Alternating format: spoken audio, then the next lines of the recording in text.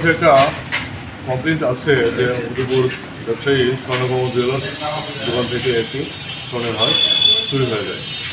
তো সেই কমপ্লেন্ট মোতাবেক আমরা লোকটিকে যে চুরি করেছে তাকে শনাক্ত করতে পেরেছি এবং রাত্রি বেলায় ওকে আমরা গ্রেপ্তার করেছি এবং তার কাছ থেকে সেই চুরি যাওয়া হারটিকে আমরা স্বর্ণের হারটিকে উদ্ধার করতে পেরেছি।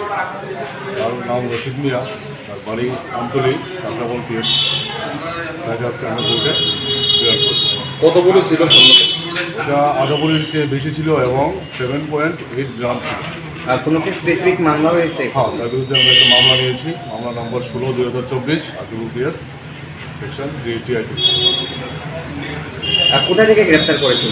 তাকে তার বাড়ি থেকে গ্রেপ্তার করা হয়েছে, তার বাড়ি আমতলী আর কাঁকড়াবল পিএস।